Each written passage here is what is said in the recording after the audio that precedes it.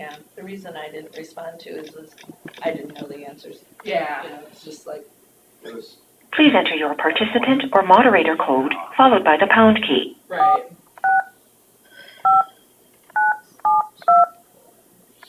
Please say your name followed by the pound I'll probably key. have more questions, frankly, once I get to the next. I was going through it and I thought, I don't think I know enough. Yeah, this is not one of those things we can just throw together. I've got a really good draft done. It's just some of these details I've got to. They said they weren't done with it yet, so. Well, that's what Cindy told me. She didn't have it yet. I don't know if Jeff actually does their civil stuff. I don't think he does. I can. That's better. I could call over though and find out. They're probably waiting for us to start. Okay. And like I said, I've got a good. Curious what Hancock's doing. Yeah. Who are they? Okay. They went south, well, their It's, mental went south away from us, but, I don't. 149935. Yeah. Okay. Are we going Yep. by, I got the same agenda. Terry, are we going by that one now? Bye. I just wanted to see how mine compared, because I made my own. Oh, okay. All right, well, it's past 8:30. Was that Bill on the Yes, line? he's supposed to be calling you. Okay, So are we just gonna start? I would, don't you think? Yeah. Consider for approval minutes and agenda. I'll make that motion to approve the minutes and agenda with the exclusion of number 12. Yes.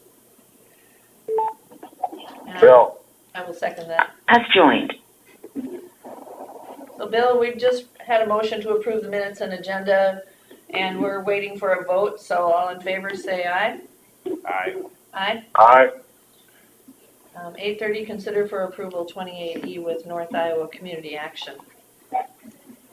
So I don't have a full draft ready at this point. I have, it started, but I have several questions that I need answered before I can move forward with completing the 2080. Is Cindy on the line? Cindy, are you there? Yes, I am. Oh, good. Yes, I am. Okay. And so, my first question was if we are paying North Iowa, I'm gonna screw up the name 100 times, but Community Action at all for the services? Because if so, obviously I need to put that term in there. And I don't know, I just don't know what all has been discussed, of course, previously, because I have to miss most board meetings with court. So I don't know, if that discussion has been had. So that was my first question. Then I have several additional questions. I don't know if anyone can answer that one.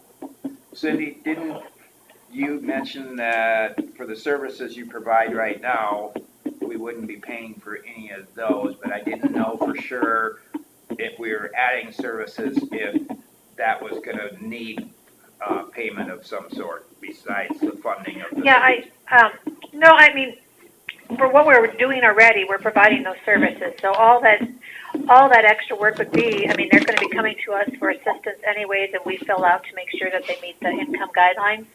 So all it is if you would like to have funds set aside specifically for prescriptions and funeral services, and we would make sure that they meet the requirements within the document that you gave us that you currently are using, which is that 100% poverty level, and then there were a few other things within the funeral service that they had to meet for the requirement.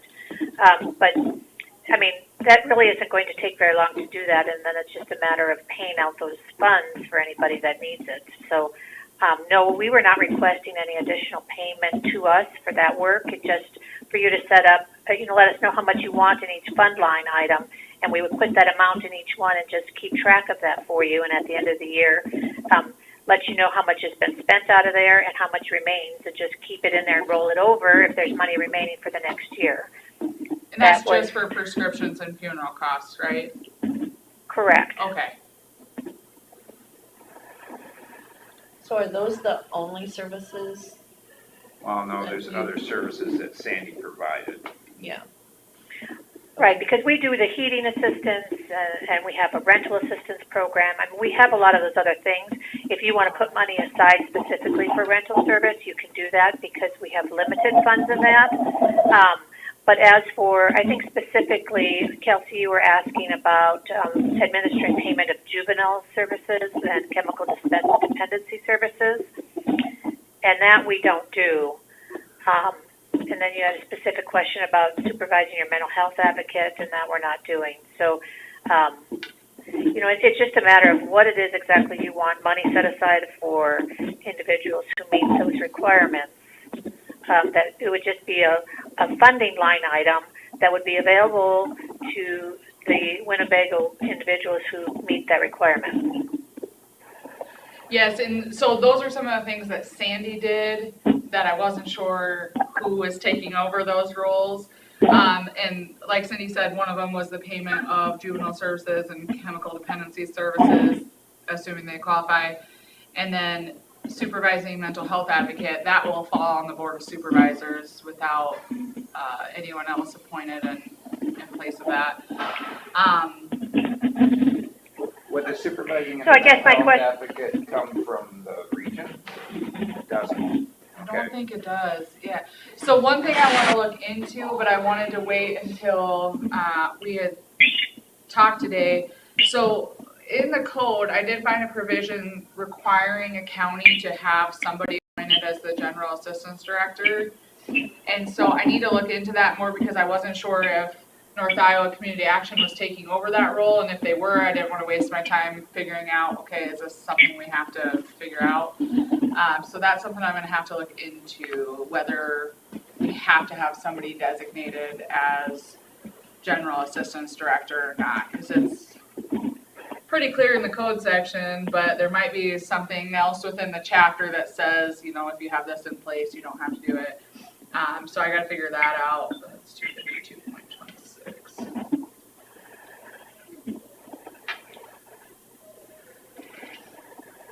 So if it's possible to appoint them as an agency, that director, Cindy, are you guys interested in that part of it? I guess I just would need to have more conversation, because if that's the case, then I would have to look at possibly hiring somebody part-time to do that work, and then we could go into doing a lot more stuff if that's the direction that you're wanting to do. I haven't read the code to see exactly what the requirement is for that for you. It's just something I would have to take a look at and see, and we can have more conversations about it if that's something that you're looking at, and then I would just have them housed there, where our location is there in Winnebago on School Street there. And so I don't know how like Worth County or any other counties are dealing with that as well. I think we can appoint an agency. It doesn't have to be a person. So the code section is 252.26, and it's very clear that the board shall appoint a general assistance director for the county. Like I said, there may be something within the chapter though that says if XYZ is covered by something else, you don't have to appoint. I don't know. I didn't dive into that because I wanted to make sure if you'd already had that discussion, I didn't want to do work that was unnecessary. So I will look into that and see if that's something we have to do then. And I can also go back to Worth County too, because I know, you had one person that you shared between Winnebago, Worth, and Hancock. And Hancock has gone a different direction, and I know that each of the counties couldn't afford to have their own individual for that. So if it's something that you're wanting to do, I can have that conversation then with Worth as well, and then we would receive money so we could hire somebody to do specifically some of that work. We just need to have some more conversations about it. Sure. Who will take over the payment, the administering payment for juvenile services and things like that? Can I just ask a question about that? So what exactly are you doing by paying for those services? Is it just that people that they just need payment for that if they qualify? What is it exactly? How does that look? So Carla, you might be able to answer that better than I, but I know some of the juvenile services, like we pay if they're in detention somewhere, correct? I mean, there are things like that, if they're court ordered in places. The chemical dependency services, I assume, are the substance abuse committals, but I don't know that for sure because I've never been involved in that side of, the payment side of any of that. I know that more about the juvenile than I do the other one. Yeah, so it's just a matter of who qualifies under that. You guys get a bill from the detention center or wherever it might be, and then Mhm. Sandy was filing the claim, basically? Yep. Is that right? And they would have to qualify under their income level and. I'm not, there are specific procedures set up in the code for that as far as the county's responsible for payment of XYZ. I don't know those off the top of my head. I can certainly look into it, but I think if it's a juvenile, I don't know if it matters if they're indigent or not. I'd have to look. I think So technically. again, Kelsey, I think that's something that if you and I can maybe just set up a time to get together and we can learn more about exactly what Sure. it is that the code requires. Yeah. You know, we can, figure some things out. I don't think it's a huge Task. task. Just a matter of getting the bill, making sure it's legit. I know sometimes Sandy would call me and say, does this person have a court order juvenile case? And I would just say yes or no, and she'd pay it.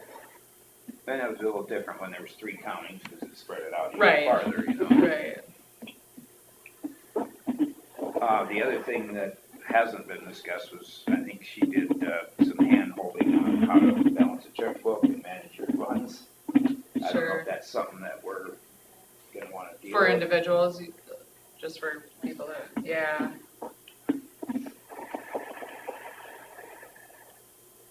I think I forwarded you guys the email from Cindy about kind of those general inquiries when somebody walks in and says, I need help with, sorry, I thought you were Ruth back there. Ruth had mentioned need help with faxing something to DHS, and I think Cindy's email said some of those services they'd be able to provide, or they'll direct them to the appropriate agency, to do so. So I think a lot of that will be covered, but.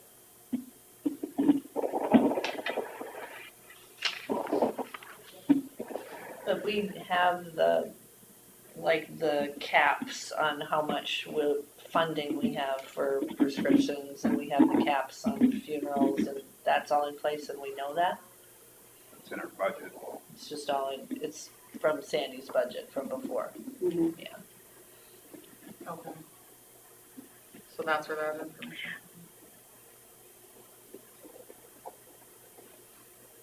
And then we'll just use the same guidelines that WHW had for that? That's what or the thing you is gotta that- be aware of, what WHW was.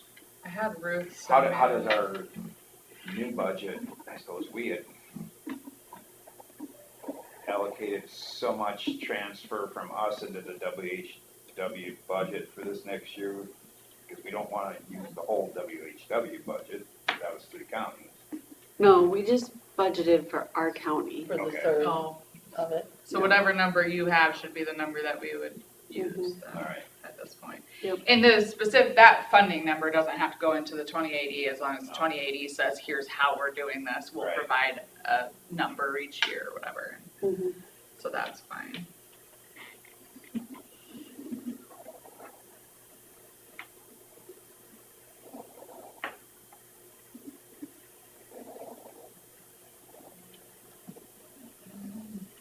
There is some place that says, we'll pay this much for a funeral, we'll pay this much for, I was Yeah, trying we to passed- skim We the, passed a resolution putting that dollar amount for Just- funerals. You just changed that recently even, didn't you, the That funeral was a one? few years ago, Oh, okay. wasn't it?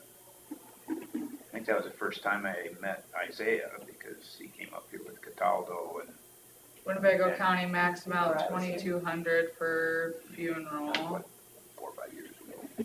So that's got the funeral in it. I'm looking for prescriptions. I'm just looking at the WHW County Social Service Relief Guidelines. I don't know if it talks about prescriptions.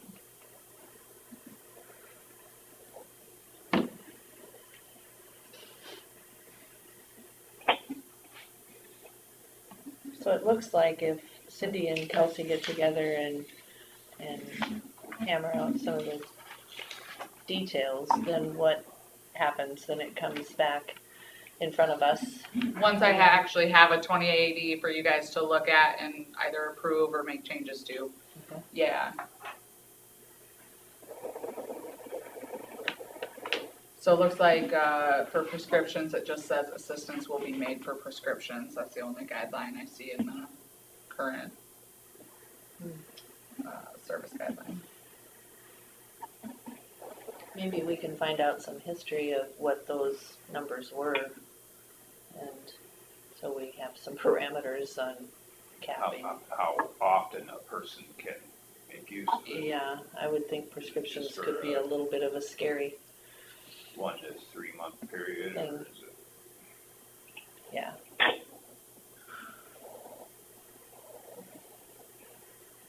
Well, that gives me, I think, somewhere to go, at least. Yeah, So. sorry, we didn't have answers for you. Well, that's okay. Like I said, I didn't want to spend a ton of time researching a bunch of stuff if you guys had already determined it. And so, yeah, I'll look into that. I am in Oklahoma for depositions on a criminal case next week, so I won't be available for the board meeting because we're doing the depots Tuesday morning, so.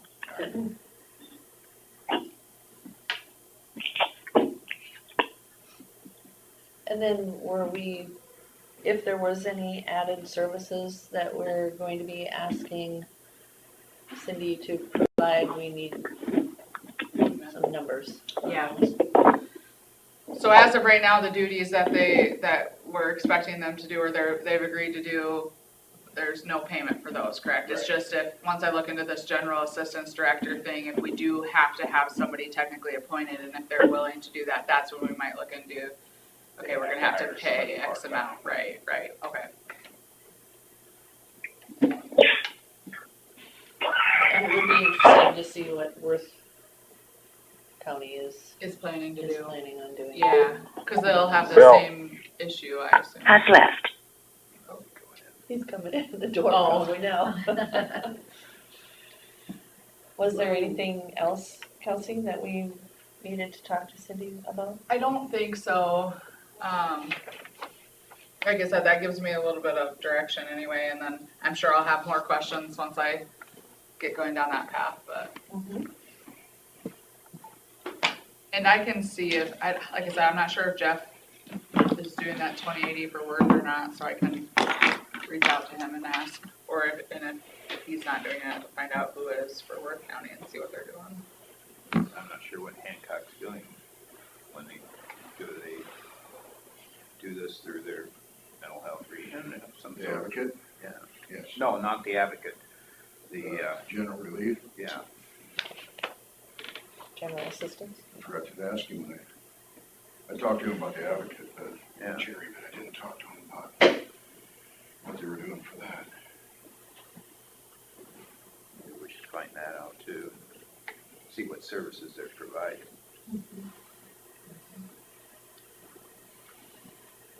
Well, he was call, Wood is the head of their region, and answer a couple questions for him, but he never got back to me, so.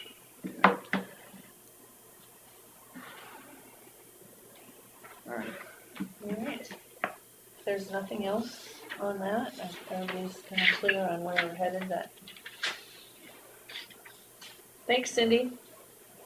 You bet. Thank you so much. We'll move on Cindy Davis. Has left. to number 3, discussion with possible action regarding pay for Ruth Melby, General Assistance Interim Director position for July 1, 2022 to today.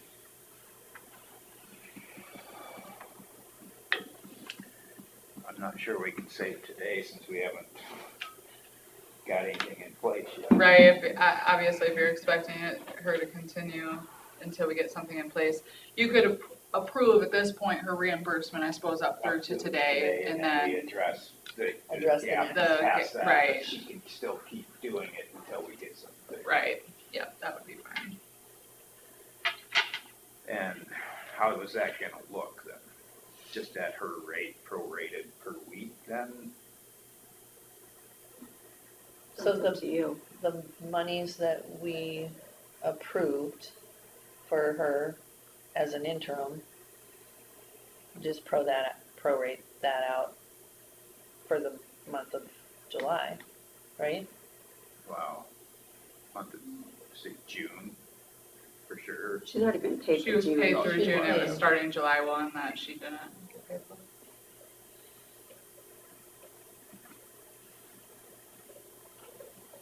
So when it was all 3 counties, we approved what dollar amount? It was 15,000 extra. 15,000 I was for the thinking it year. was 5,000 per county, right? Yep. So we're responsible for $5,000. $5,000, and so that was for a year, right? Right. So that should be pretty easy to do the math to July 1.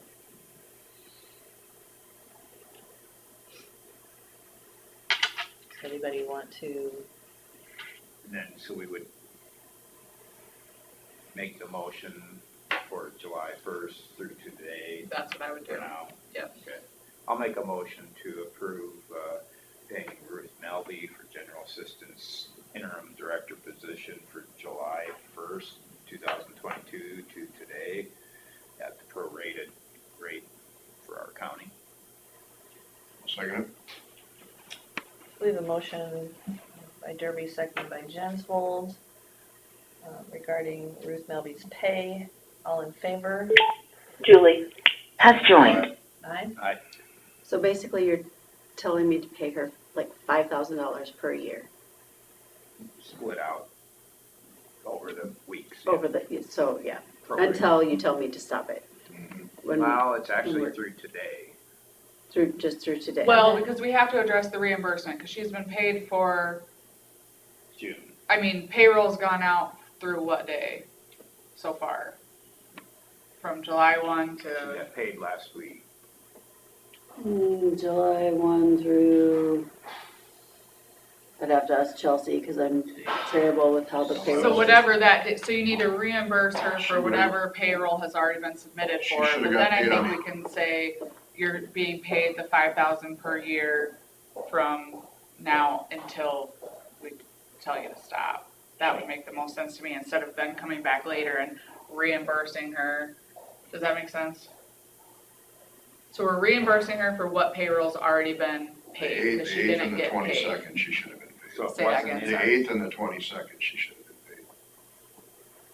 Huh? Unless that. No, it's 12th and, no, 5th and 19th. Well, actually, yeah, you're right, 8th and 22nd. That's when the checks would have come. Yeah. So it'd be reimbursement for whatever payroll's already gone out, and then for whatever payroll hasn't gone out yet, because we submit timesheets again, this Friday, Mhm. right? Then you're just, I would say you're just Paying paying her her going forward. until the board tells you to stop. Until Because we we're have- gonna have action on Until the we have 28th. this action Right. on the 28th. Right. Okay, That makes the most sense to me, instead of then coming back in 2 weeks and saying, okay, now we're gonna reimburse her again for this 2 weeks. thank you. That's, Does that make sense? Yes. Okay. It made sense in my head, but that doesn't always mean it makes sense when it comes out of my mouth. Well, now I'm that my taking head what I'm is, thinking. now that my head is spinning, did we vote on the motion, or are we still discussing it? I believe we voted on it. Which one? This pay for Pay Ruth. one. Table. No, I think we did, Okay, yes. so it's done. I just wanted to make sure I understood Yeah. what you were telling me to do. You made the motion, you seconded, we voted. Motion was passed. All right, and are we done with that, guys? We're all good? I think so. Well, good. Anything else you need me for? So you can think I of? think so. I gotta get to call. All right. Thank you, guys.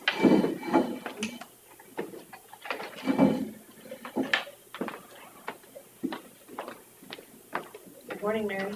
Morning. How are you doing? I'm good. How are you? Great. It's not 9 o'clock yet, Okay, we're still within. but are we close enough? You have 5 minutes. All right, let's see, Guess we can do something else now. let's do approval of liquor license for Rice Lake. Isaac Walton.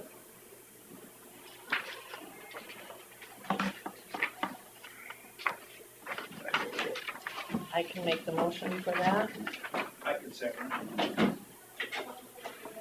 Motion to approve the liquor license for Rice Lake, Isaac Walton by Smith, seconded by Derby. All in favor? All right.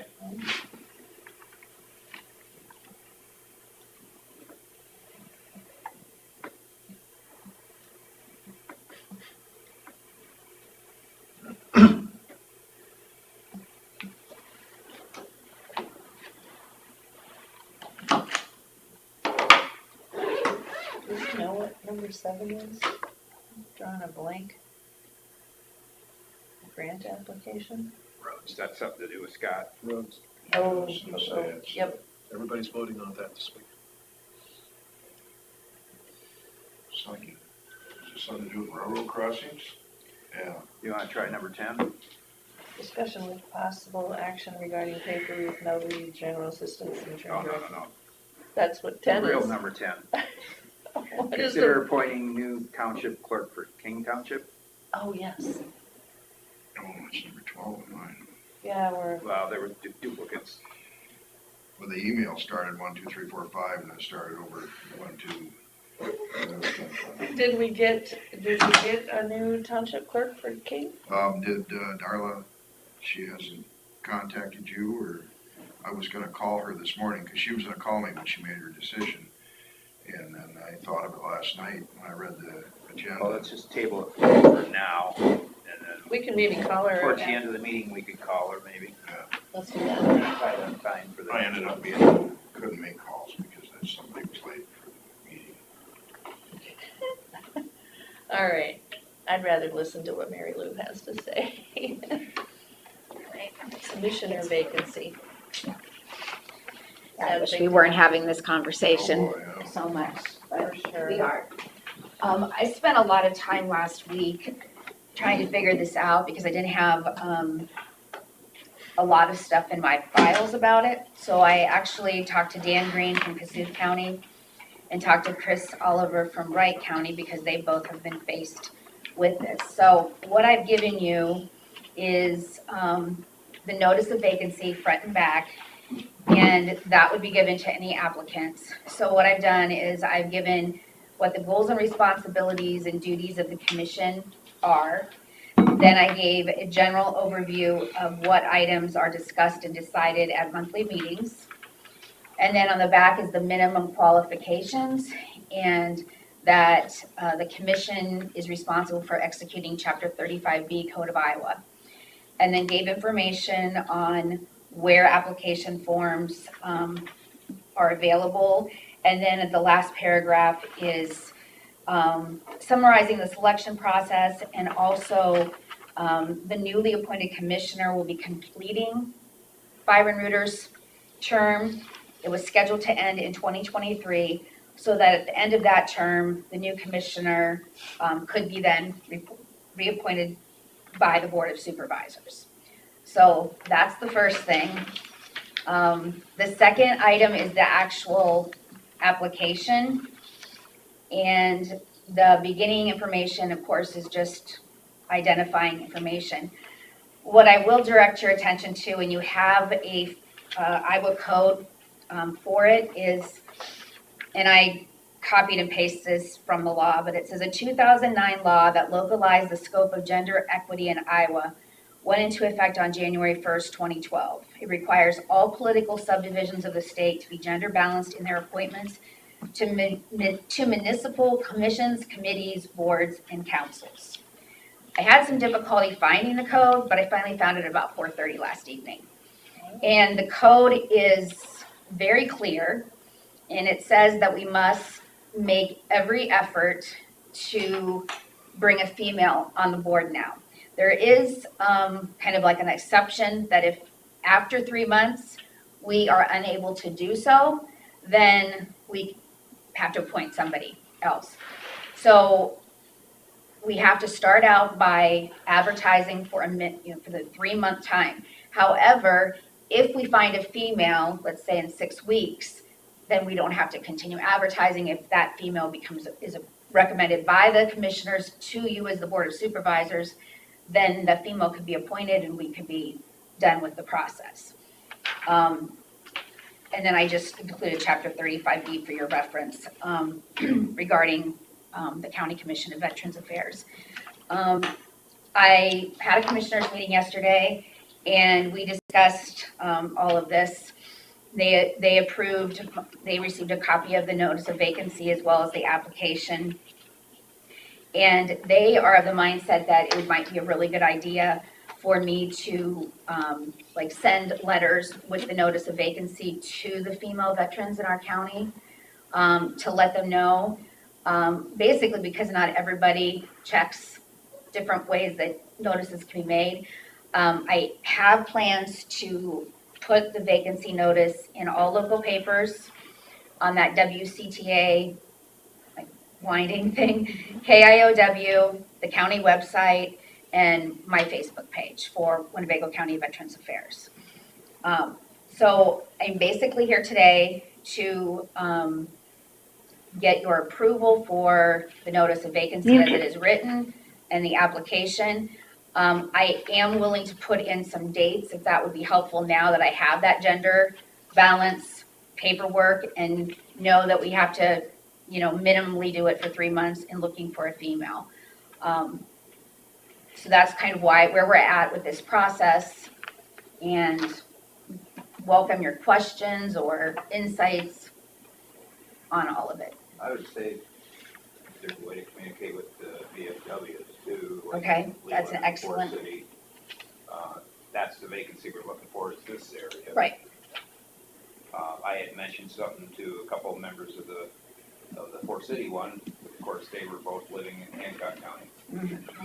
Of course. I have an idea for one that, Unmute. is part of the Leland one. that Okay. Might be good. All right, that's awesome. Do they have to be a veteran? Yes. And for your position ended up. Yeah. but No, the in the commissioners- code, the commissioners must be a veteran. And one of the other things is that we have to, they're being requested to turn in their DD 214 with their application, but the code says they have to be honorably discharged, and the DD 214 must be recorded here in the recorder's office of Winnebago County. That paper trail that can show that we did all that checking and they were qualified to be appointed as a commissioner. How long do they serve for? 3 years. But this term is interim till the end Yeah. of 23. And then you can choose to remove or choose to reinstate. Reappoint. That would be, the commissioners would make that recommendation and then you would appoint, reappoint. We are well aware of the gender balance thing. We've always tried to do it I in know. our. Yeah, it's just really hard. And in talking to Cassuth and Wright, they have not been able to accomplish that in their counties. Cassuth has 5 commissioners. Wright has 3, and they advertised and nothing. So I do have a woman that, a veteran that from Forest City that I've been working with. I'm aware of a couple others, but I don't have any, I haven't worked with them at all since I started as Veteran Services Officer. We actually had a commissioner on the board for a long time that was female, so. Yes, Deb Bartleson. Dave Peterson brought her name over to me yesterday. I went through my digital files yesterday and came up with the names of 4 females. I need to look at my hard copy files because that's going to be a little more tedious. I've got Tina is a lot of one this. the one time. Tina.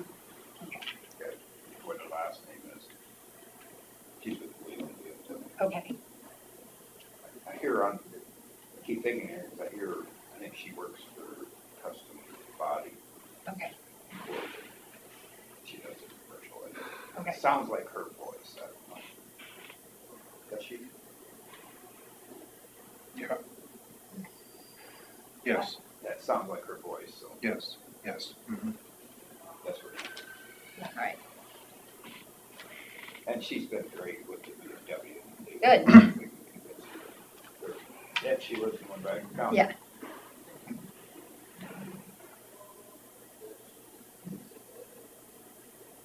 Otherwise, I can't really think of. But one of my commissioners, the only name they could come up with was Deb Bartleson. Person I'm thinking about that I've been working with is Diane Swanson. She works at the post office. She's a little bit younger vet. She was National Guard, but deployed twice to Iraq and Afghanistan. Cool. She'd be very good too. She would be very good. She would actually be, I mean, just excellent. She's, well, and the other thing I like about her too, I don't know if you're aware of this with her, but her husband and son do those races during the summer. She's in County though. Is she? Yep. I didn't know that because I'm servicing her. They're just very veteran oriented. They donate their winnings from the races to veteran organizations in the area.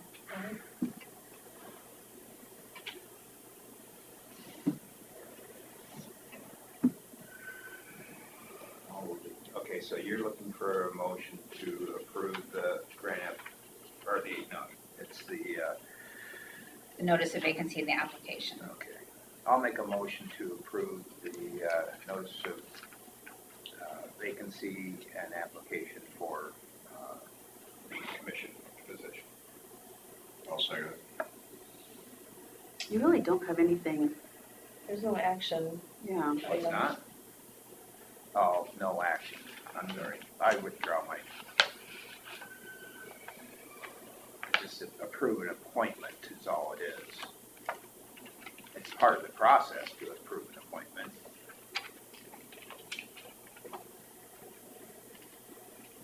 It's just not the final appointment. We gotta move Yeah. forward with it. I think we're all right. Yeah. Slow grade, it will be all right. We going with the motion? Yeah. Yeah. Motion by Derby, seconded by Jensvold, regarding commissioner vacancy. So what was your motion again? To, trying to remember now. Well, it was to approve the notice of vacancy and application. Yeah, notice. But maybe we should switch it to say that to approve the appointment process. Yes. Yeah, that makes sense. I'll amend my motion to say that. And I'll amend my second and second it again. Then we're more with. To approve the appointment process. Yeah, All right, all in favor? Aye. Aye. Motion passed. Thanks.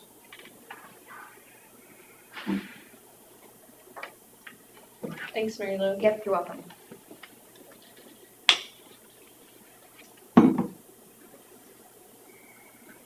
So 5 is Scott's next. not, 5 is what? kind of.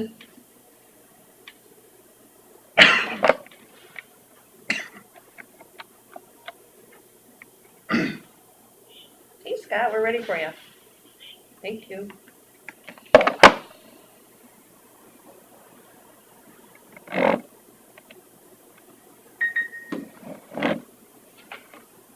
Hard shoes to fill. They can't be filled.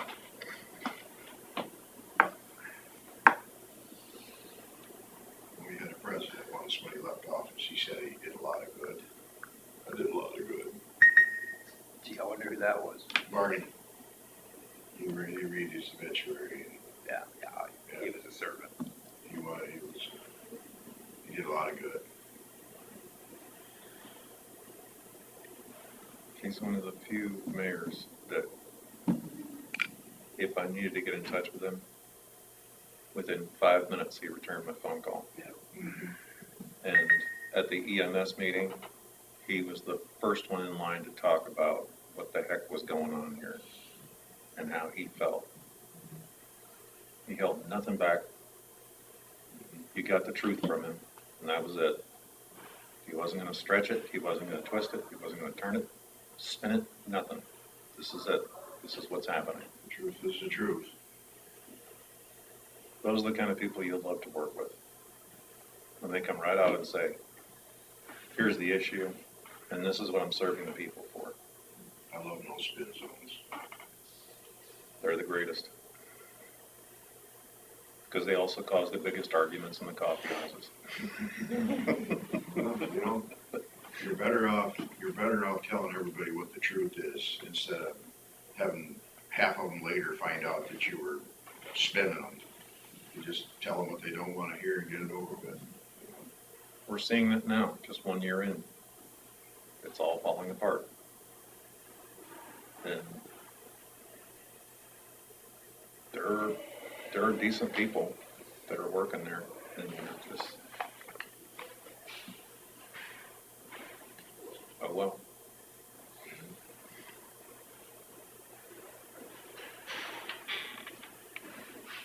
We can't define recession now. What's that? We can't define recession now. Oh, well, there's a lot of things we can't define anymore.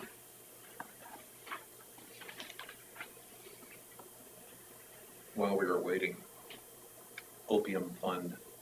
I was just gonna ask her if she wants to put it on the agenda for next week, how we're gonna utilize the opium fund and how it's gonna be controlled. There's only so many things you can use it for. I know, but I think other counties are starting to go through a certain budget and things like that. I don't know how we do it, I've already got a fund set up, I've got, but who's in charge of it? so far I am. Well, we're in charge of her, right? We control her budget, right? But we all vote for her, I guess. No, it As far as usually, you know. it's just the sheriff who would be able to spend any money out of that because he's the only one who, I think it was Hancock County that was giving, putting it in a, I can't remember which fund it was. They were keeping it at a general, but I heard it on the radio station this morning. I can't remember what radio station it was. So did you hear the dollar amounts? I 5,000, saw it. it's not much. it's like $5,000 is all Hancock County. For, Is that what Hancock got? it's like for 16 years. It's, the first, you get 2 payments the first year and then for 16 years you get a payment every year. And I put it into a special revenue fund because you can only spend it for certain things. It's for opioid, like control, basically, opioid mitigation. So do we have to pay for Narcan? If they're in the jail, we do, I'm sure. Yeah. I would ask the sheriff about that. Lots of counties have talked about, you know, those bags that you got that one day. Yeah. Lots of counties are using it for those kind of bags and like things that help neutralize the drugs. No, that's why those bags were sent out, so to buy it from them. Mm-hmm. That's what a lot of people are doing. It's very, very limited what you can spend the money on. I mean, if it comes from opioid abuse, it should go to help the sheriff's department deal with opioid. But does it need to be users. just the sheriff's department? Can it be? They're the ones for- Deal with it more First. than, I don't know, I mean, the no. rest of us are all affected by it in a sense, but they're the ones that deal directly with it. It's- Not any of the mental health stuff or the, Well, you know, but mental health has got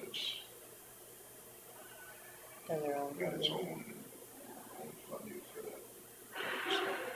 As I understood, there are prescribed things that you can do with the fund, and there's a lot that you cannot do with the fund. And Hancock County was trying to figure that out yesterday. There was even a little bit of discussion of just don't accept it. I think flew out as well too, because there were people there like, well, it's only 5,000, then what? So there's talk about what you can and cannot do with it, but it's very, very limited. ISAC put out a video last week, and there's been, ISAC's put out several things that talk about that kind of thing. And Kelsey has been pretty much on top of it. I've watched several of the videos. Like I said, I got the fund set up. I went and set up all the stuff with the company to get the money flowing. So I'm curious, can it be used for, say we have in our general relief somebody's chemical dependency, could it be used for some of that? That's why I was wondering if it was something that Ruth I don't think so. or, no. It's very specific.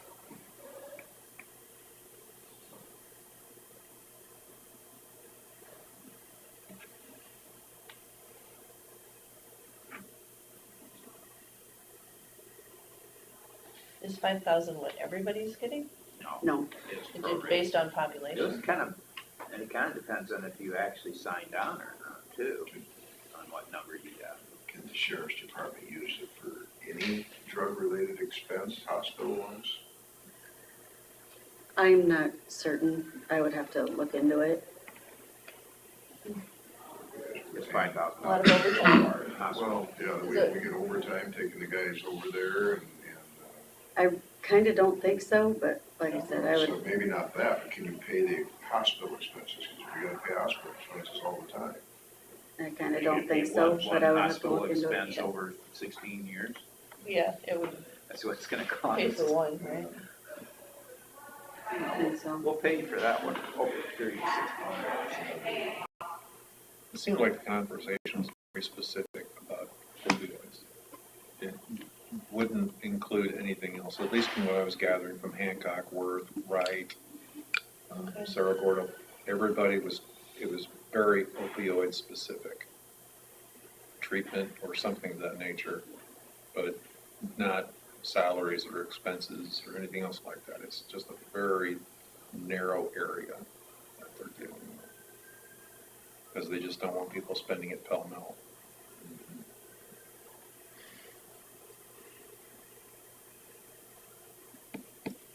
So Scott was coming. Yeah. Must have got a phone call or something. It's the elevator. Stuck in the elevator. Young guy like you, don't want to take the stairs. I hear his voice. Dave? Yep. Thought I heard it earlier.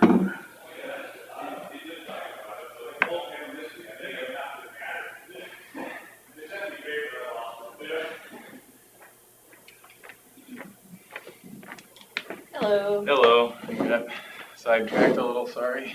All right. What you got for us? Update on bridge projects. So L23W is complete.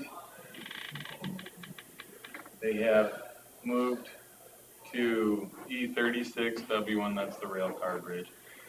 They got the bridge out, the road's closed, and they're kind of working on getting water managed, getting dikes built and stuff like that.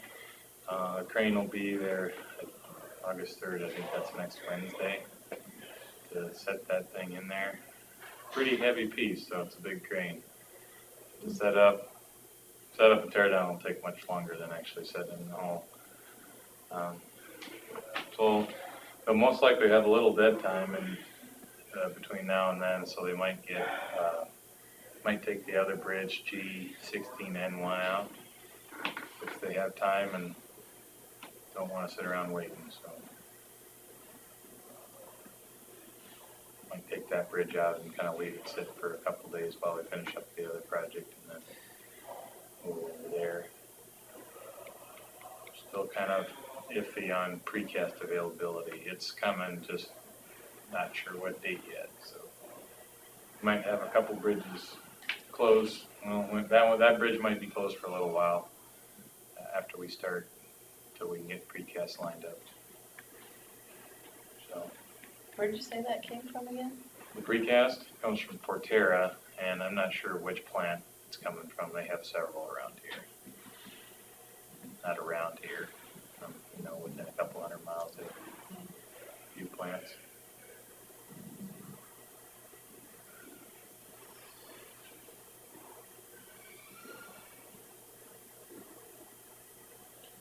That's all the updates I have. Anything else, John? I noticed, gravel road out of Leland, the S-curve one, top of the hill, there was quite a bit of washing the other day. Okay, It washes across the road, then it goes down both sides of the road. that's a troublesome area. has been.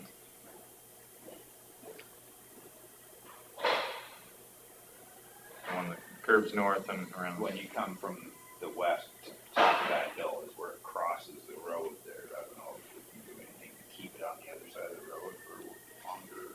Yeah, okay.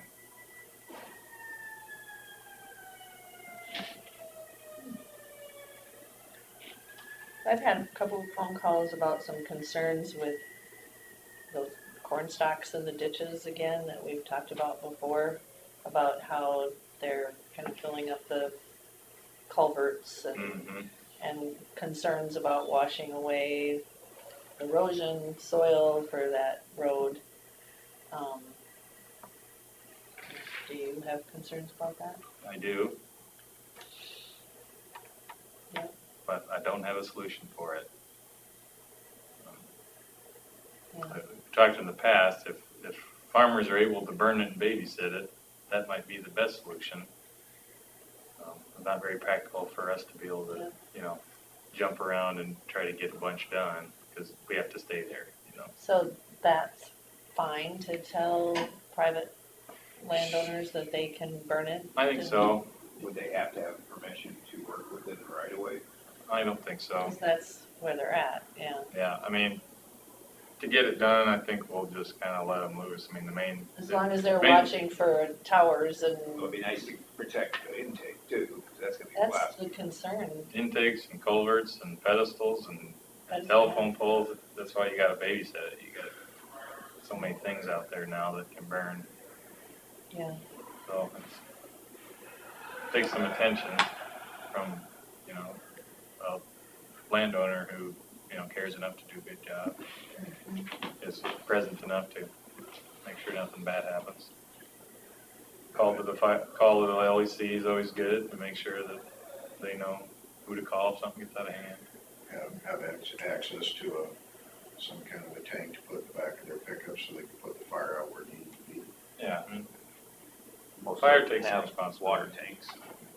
Well, they got water tanks, yeah, those who they bring their, some of them on semi-trailers nowadays, it'd be a little more inconvenient, but you'd have plenty of water. There's a road right there. and park on the road, I guess. Are you getting any ideas on if we should do anything about it? Just frustration Yeah. just a lot of frustration. Yeah, the way that when you have wind and after the guys roll their fields and stuff, it looked like it's kind of worse than it's ever been because the rolling's kind of a new practice. On my house, it was more they cut it down to bale and didn't get it all. It just, in the meantime, blew everything. Lead and these new chopping corn heads Choppers. have also made it worse. And if it sits all winter. Because a field, and Mark and Sam, or both of them, I can't remember which one didn't go out there, but the one fence line they had, their neighbor had a chopping corn head and it blew and it drifted over, looked like a snowdrift.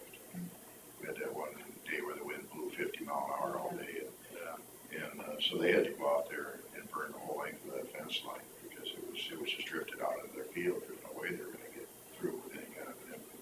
Yeah. Yeah, I just thought I'd bring it up and have the discussion, because if it really is going to create damage to the roads and, there's, Do you think they'll be fine with burning it on their own, or do they think that we should be burning their corn stalks? they don't have answers either. They're just wanting us to address it. Well, it's one of those things, it's almost, if we end up having to do it, it should be charged back to the farmers that caused it. But yeah, it's Kind of like the digging out.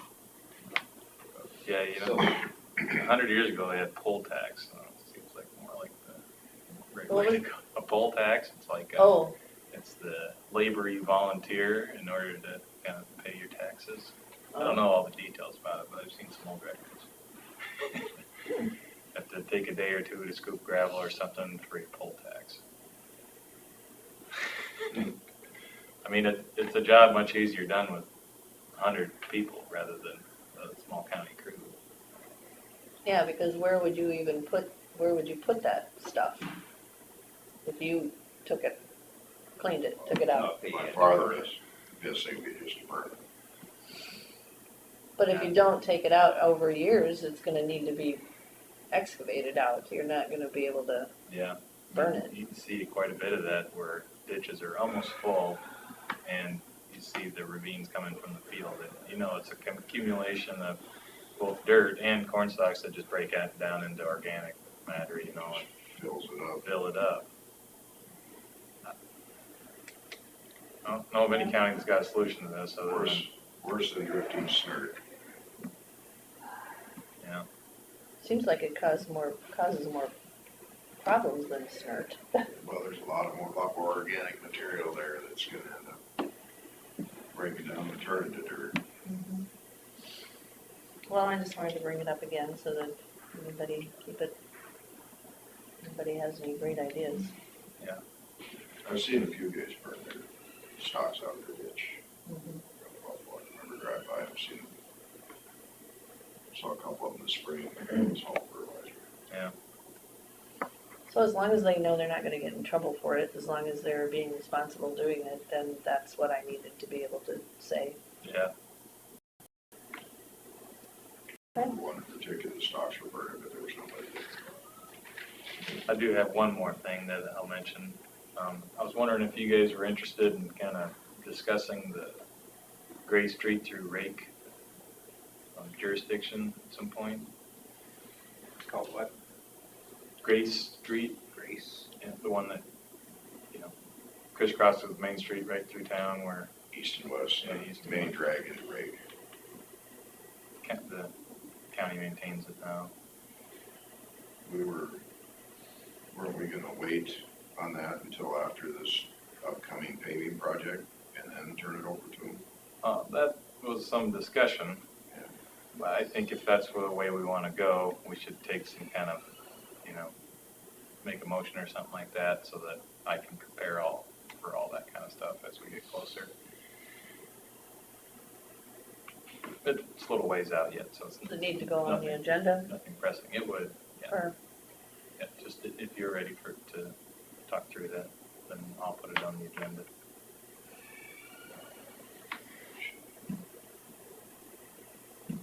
Maybe talk to their mayor, the city council, whoever knows, Would you like me to reach out to them about it? or do you want to? Oh, I certainly can.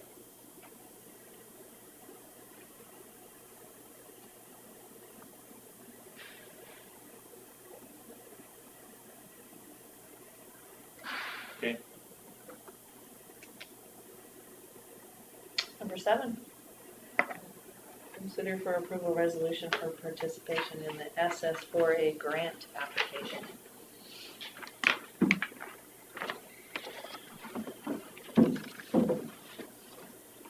So, This is one of the grant programs that came out of the, call it, new transportation bill, or the bipartisan infrastructure law, or the IIJA, goes by several names, but part of the infrastructure bill is renewing existing programs and formula funding.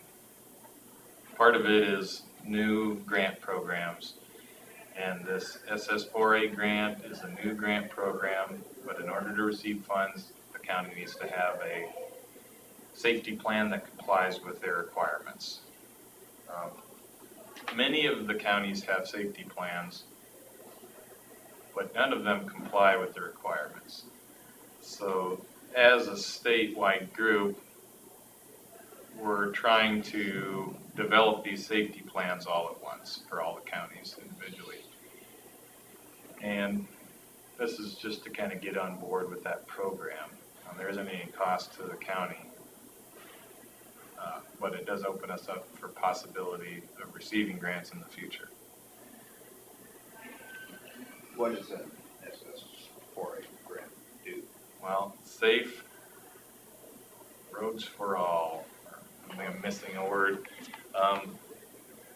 A lot of the set-aside programs are for things that,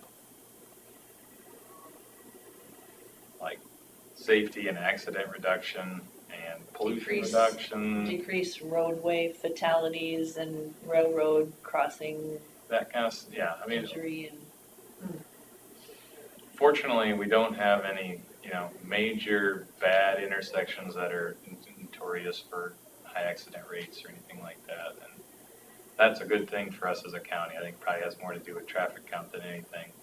Going up by Rake has probably got more than any. There's been at least 3 bad accidents on that 4. I go back a little ways, on the one that crosses the blacktop by Rake there. Frost blacktop.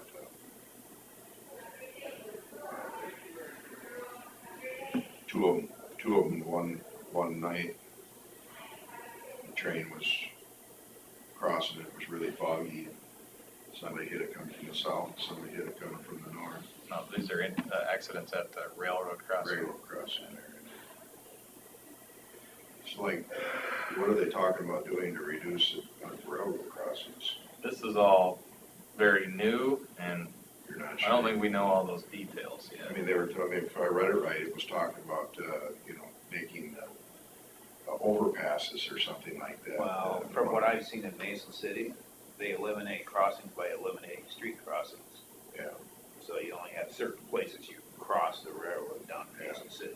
That's what I look at. So it might be some of our gravel roads won't be able to cross if we utilize that. Yeah, those would be kind of voluntary strategies that we might want to pursue. That hasn't come up before.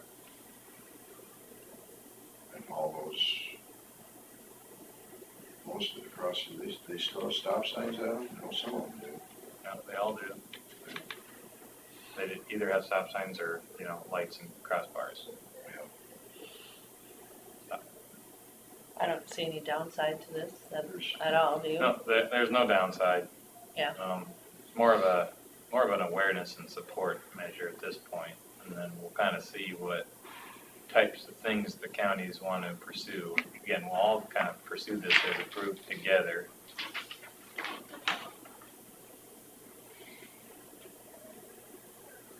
There's a crossing in Cassuth County that I had never noticed before that actually has the lights and crossbars on our gravel road. Hmm. Something like that. Either had several of them. That's funny, because they have some on paved roads that, They have some on paved roads that don't, and this Mhm. one's on a gravel road. I don't know why that is. I'm like, God, it's Yeah. weird. Yeah, going north from Highway 9 on the other side of Buffalo, that may be first one or second one, railroad crossing without any lights. Mhm. Actually, I think both the 2 mile and the 4 mile don't have lights on them. Yeah, we have, our paved roads all have lights and gravels all have stop signs. At least they're consistent, and we don't have a lot of them. So I can make the motion to approve the resolution for participation in the SS4A grant application. I'll second it. Motion by Smith and seconded by Jensvold to approve the resolution. All in favor? Aye. Let's just duplicate copies, so Carla can have one and I can have one. Thank you. Always thinking. I appreciate that. Everybody wants to hear it. Just don't give that back to me in 30 years. It says it's till 2050 on one of them, right? Between 2030 and Between 2030 and 2050, 2050 or whatever. $1 billion worth of money. Billions of dollars seems like a lot, but when you spread it around the whole country, it really gets. Don't take long for it to go away. Yeah, I mean, we are all optimistic that this new funding bill is going to substantially increase funding to counties and, practically, I didn't think that. And I guess we're expecting some increase in bridge funding. Well, with the general direction that the flow of money seems to take, it usually doesn't end up in a real ways. When it comes to a lot of it. Unless they allocate specific monies toward.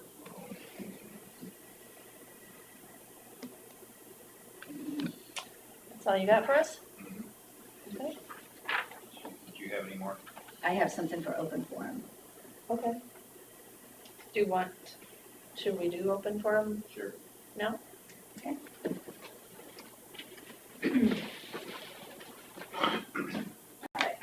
My purpose in coming to the board today is in regards to a payroll issue.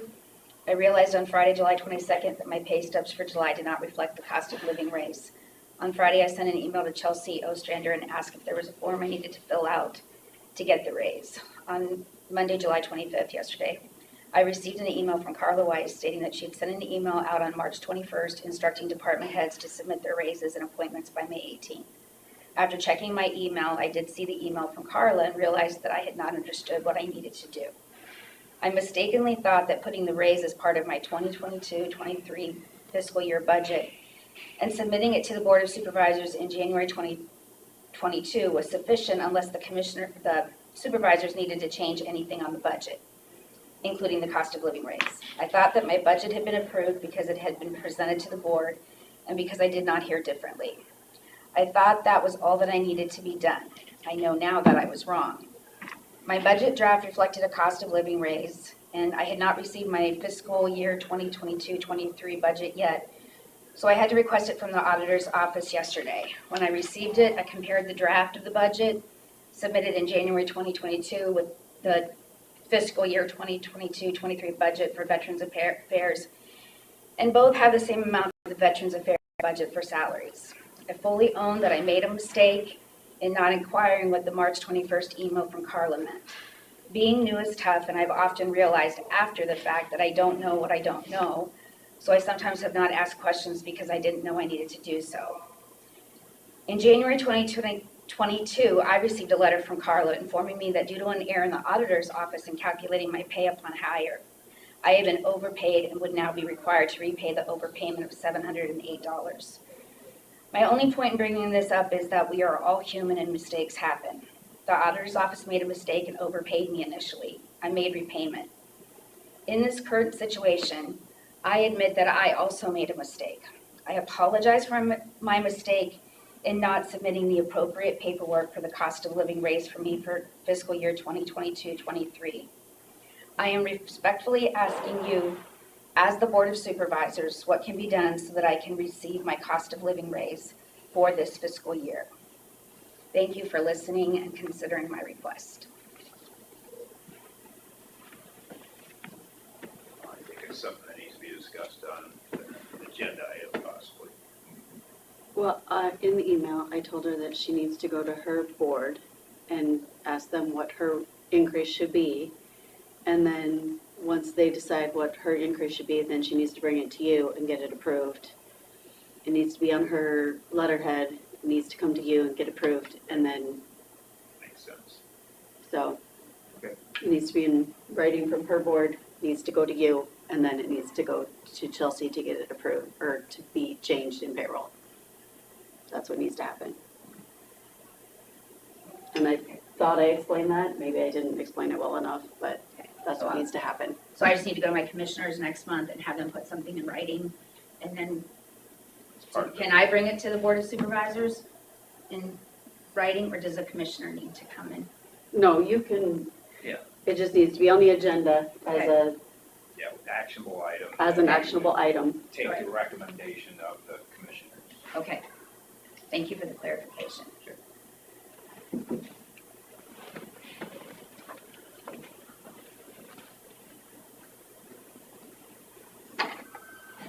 So she'll need to call and get on the agenda when she has that from her commissioners. Yes. Okay, well, we're still in open forum. Is there anything? I've had a lot of calls about letters from the weed commissioner, similar to the one that we talked about last week. And I need some clarification somewhere along the line, and maybe I just need to talk to Robert Schwartz about what the weed commissioner's actual duties are and how he's paid and how he contacts, unless you guys can fill me in. The weed commissioner is paid, he doesn't get any additional salary. It used to be a separate person, and he was paid separately. But now Rick does it, it's part of his salary. He is required by law when it's a CRP to send a letter to the, whatever I said that. NRCS. Yeah, or whoever that was FSA that I and talked about NRCS. last week. They're required to send a letter when there's noxious weeds. And do they send a letter when it's performed, when it's mowed or taken care of? Do they send a letter that now it's in compliance, or? I don't think so. I think they just send a letter like, you need to take care of this. I think some letters are crossing in the mail. People are going out and thinking that they're compliant, that they went and did it, and then a letter, and then like another letter comes or something, I'm not sure, but, so there's some confusion. I'm thinking that there could be some type of clarification that he could meet with them out there, what the expectation is, because sometimes, it might be 150 acres of CRP, they don't know what he's looking at, and if they've mowed it, if they've complied, or, because you can't just go out and mow the whole thing, you'll get in trouble with NRCS, so maybe I could get some more clarification from Robert. You just have to try and spray it, wouldn't you? That's just Can you it, and you spray? can't just go spray. You can't go out and spray the, You'll be killing all of the wildflowers and the desirables. you know, I don't know how much trouble you get in with NRCS if you go out there. we need to take the prison population and have them out there pulling weeds. Now Instead you're of watching talking. TV, we'll get a whole crew of them guys that got little bracelets on so they can't get away and have them out there pulling all the noxious weeds out and leaving the good ones, right? That's what they do in Arizona. I You know, know, picking up trash and cleaning up the highways. live in tents too. Aren't you supposed to burn it every so many years, your CRP? Halfway through, isn't it? Yeah, there's different, there's multiple programs for those, and there's different requirements. Some of them require disking, some require burning, some require. And some of them you can appoint the DNR to manage it as long as you allow public hunting, Yes, and they will manage it. yeah, and that's actually in this particular case. But they weren't managing it. Well, they got a letter, and they had mowed it, but there's no clarification of whether they did it to the satisfaction of the weed commissioner. So they don't, I think the weed commissioner has to meet with the owner or the person who's mowing it and explain what they want done, not just a letter in the mail that you're not compliant. I think the weed commissioner doesn't have time to meet with every landowner that has.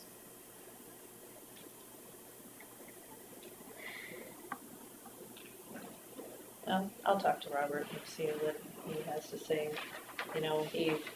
He says it's a thankless job. But, people do need to know what's expected of them, too. I guess the other thing I thought I had for open forum was the corn stalk and the drainage issues. That's We for covered open that, forum. so. That's More open open forum? forum. And I wonder why she didn't print out 3 of these. Can you stamp those approved, please?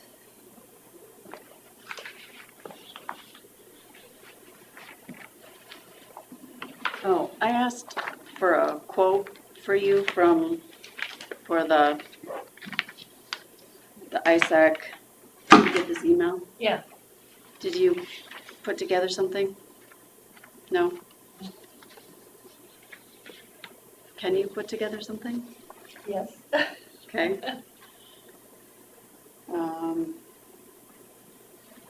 Because we were supposed to, Is it on the, oh, this is, we're just doing an open forum. well, I was gonna put it on the agenda for today, but I didn't get anything back from you, so I didn't put it on the agenda. Or minutes. There's a signature bar on there. The minutes don't need to be stamped, do they? Or they gotta be approved? No, she just needs to sign them. Yeah, I Did checked. she sign it? Yeah, I don't, She signed it. I yeah. just signed it, I didn't know. So let me see that again, Carla.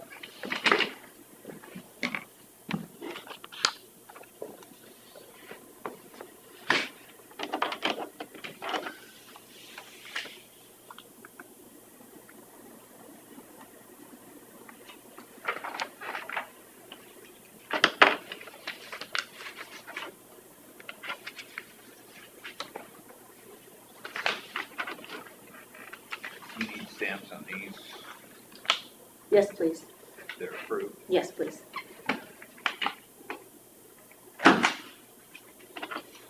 And, yeah, this is just a one signature then. Yes. So is this the one that goes to all the hotels and motels in the county and stuff too? It's,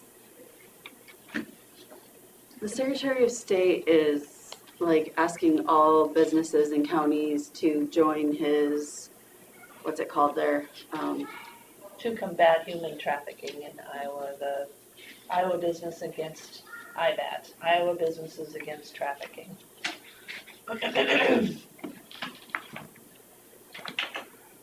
So what are they actually asking from us then? They just want, You want us to join that group? but they wanted a quote of some sort. They want to come up with verbiage that just sounds good and will encourage.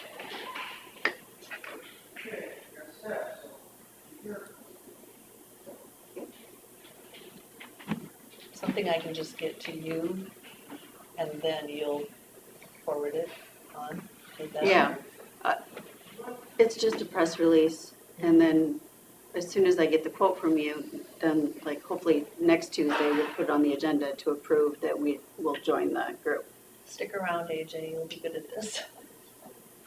My question is, how effective is that going to be? We already have a pipeline going right up I-35. And we're asking businesses to do what? Just learn something, do something. It's like what they asked the hotels, motels to do years ago, right? Well, That were, they have to take, now, we can't stay, like as a government official, we can't stay at a hotel that hasn't done the classes and learned about human trafficking. And we have a list of those? yeah, there was a list. We, like when I check into a hotel, like if I make a reservation, I have to go in and make sure that they have the, That they've been compliant in all of their training of their employees to see it and report it if they, and usually, you know, when I do stay someplace, it's because of, with ISAC anyway, and so, And they vetted that. and they vetted that. Well, I guess I won't be able to stay at the El Rancho anymore. Our family has a joke about the El Rancho. It was a small, cheap hotel out at Jackson, Ohio. And there was no front desk. You had to go to the motel next door to check in. I mean, it was clean, but it was always gonna be the El Rancho. Very strange place. so this doesn't, Its reputation Cost is anything. four corner wide. We planned it ahead of time, we only need it for 6 hours, just put our heads down and go on our way. Mhm. Yeah. There's another place like that out at Monument Valley in Arizona, same thing. Yeah, it's very interesting. At least there was, I don't know. It might have gone on. No more. I'll bring it to her. Should I call Chris? Love it.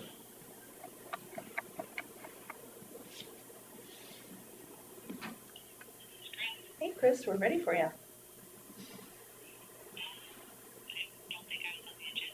Oh, called the wrong one. So sorry. I just looked for Chris, sorry. 75, Oh, for heaven's sakes. 75, 11. 7511. Trying to add people to the agenda.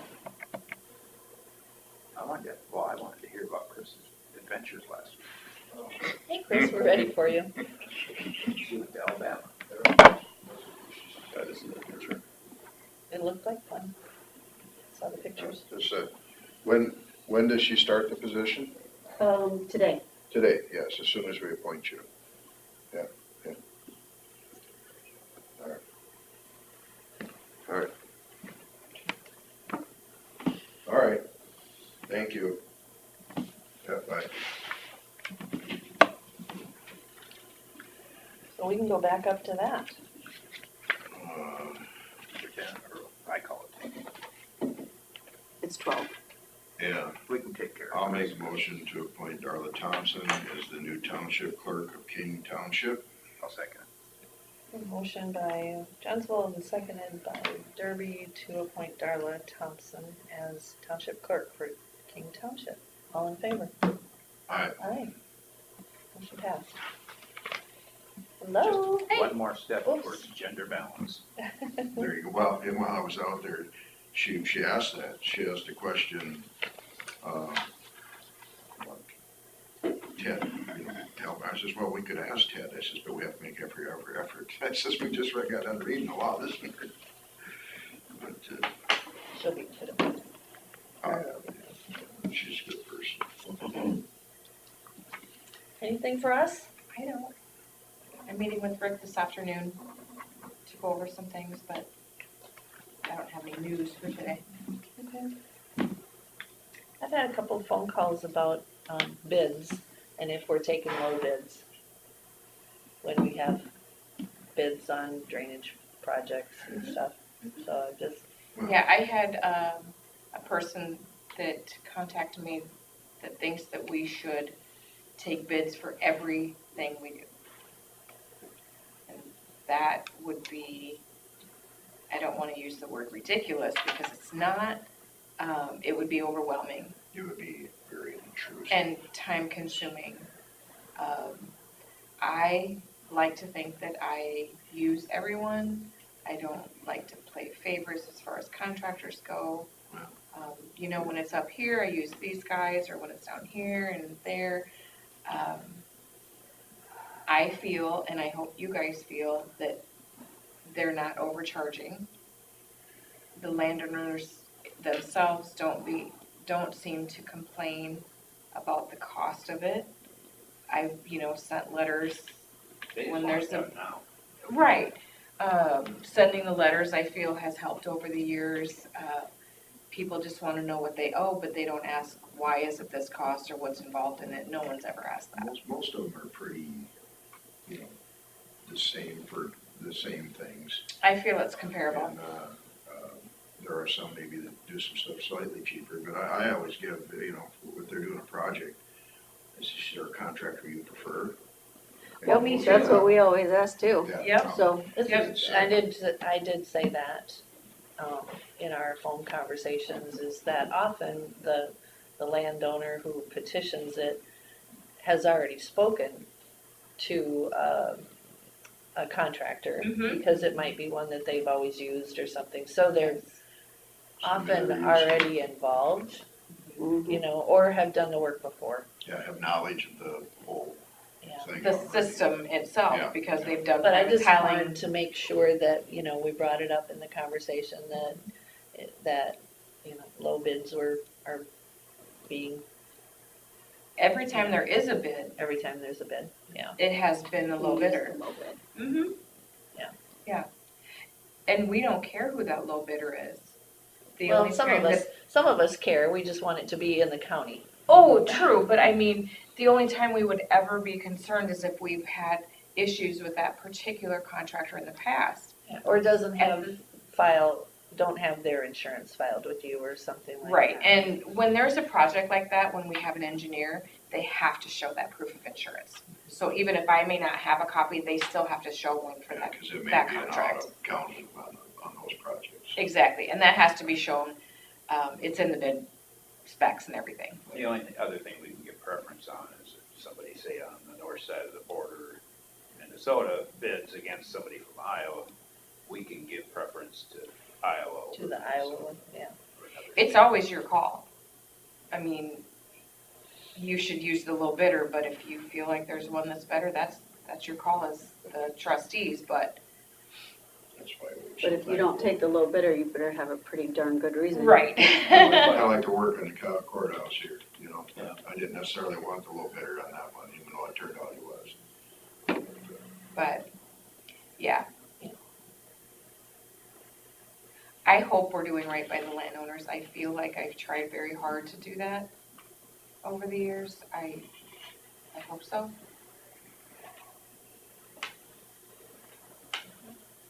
Was there anything else, guys? I don't think so. Anything? There wasn't anything else on here for Okay. me. So. right. Thank you. Thank you. Thank you. Well, I don't know where we're at. My agenda is all I think we scribbled covered up. everything. I think we're done. Okay. Yep. Because the last one got put off till August, so. Oh, yes. Well, then we stand adjourned. Unless everyone wants to help me with what this is gonna be, how we're gonna say it.